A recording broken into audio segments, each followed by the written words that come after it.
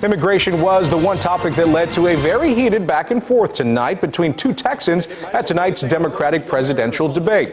Our CBS 11 political reporter Jack Fink joining us now in studio with what else made news tonight, Jack? Well, Ken, that back and forth between former El Paso Congressman Beto O'Rourke and former San Antonio Mayor and HUD Secretary Julian Castro proved to be one of the main headlines tonight. Castro said he wants to decriminalize desperation when people cross the border illegally, and he called out O'Rourke for disagreeing with him.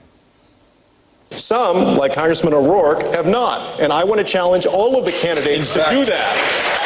I just think it's a mistake, Beto. Actually, as a member of Congress, I helped to introduce legislation that would ensure that we don't criminalize those who are seeking asylum and refuge in this country. If you're fleeing desperation, then I want to make sure that you're treated with respect. I'm still talking about everybody else. But you're looking at just one small part of this. I'm talking about a comprehensive rewrite of our immigration laws. That's not true.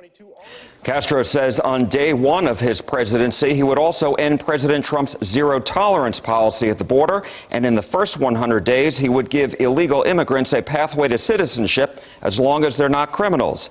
He and O'Rourke and others also commented on that photo of the father and daughter who died while crossing the Rio Grande. Watching that image of Oscar and his daughter Valeria is heartbreaking. It should also piss us all off. We would not turn back Valeria and her father, Oscar.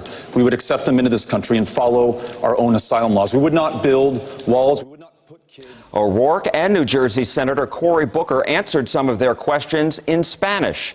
Massachusetts Senator Elizabeth Warren called for restructuring the government and economy, despite the fact that most people think the economy is doing well. No one mentioned former Vice President Joe Biden, the frontrunner by far among Democrats. He, Bernie Sanders, Pete Buttigieg, and Kamala Harris will be among the 10 candidates debating tomorrow night. Ken? All right.